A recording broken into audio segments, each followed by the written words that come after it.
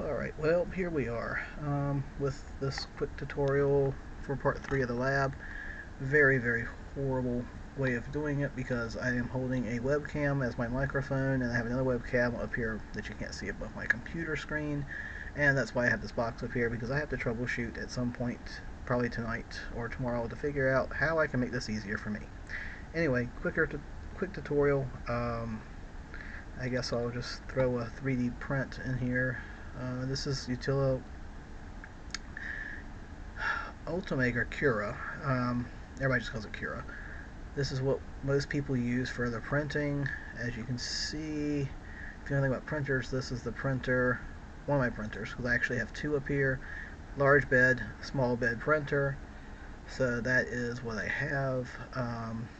Infill, you open up the files here and you can get whatever files you have. I just have this one up here, but basically you take any of these files that you're trying to open, it kind of converts it over to a Cura icon here automatically when you download.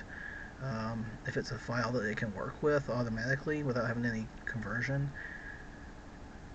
I've only seen it not have this up here once, and that was for OBJ files.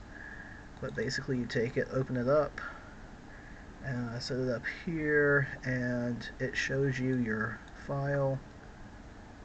That's the top of the print bed, the bottom. The blue is supports. Red is an area that's kind of like a warning area, because you may or may not need supports. Most of the time I don't ever add support to it, but some people I guess could, depending on how delicate the print is or how detailed, but I don't ever do it. Your commands here, the arrows, is just simply to move. This is your changing the ratio, basically. Scale, sorry, yep, scale.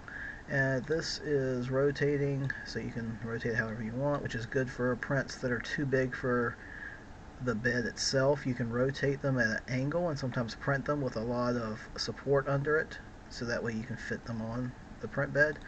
Mirror, I don't use a whole lot. Basically, it's what it says. If you have a part here, but it's like the left side, you want the right side, you can hit the mirror button, it'll flip it around.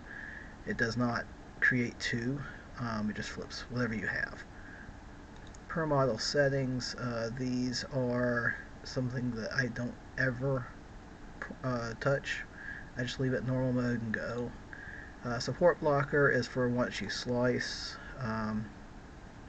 Well, it's actually before you slice, but you don't really know what you're slicing until you actually see the preview, because all it is blocking your supports.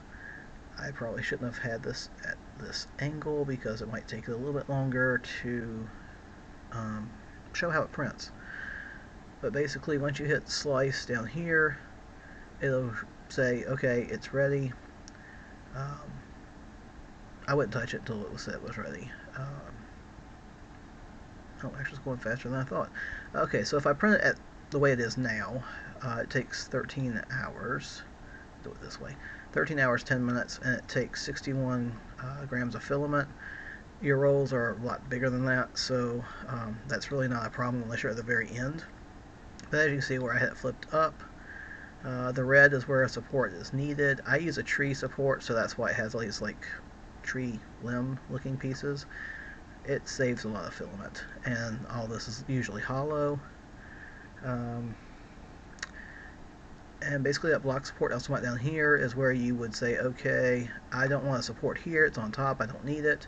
So you can take it off of preview where you say supports, and you can say, okay, I don't like that, and put a box up there. Well, I'm doing a very bad example of doing this, but basically you just go in here and say you don't want a box or support here, and it will allow you to, my hands are actually busy with, there we go. Okay, so you can take that box out and say I don't want to support here, and it will let you just skip that.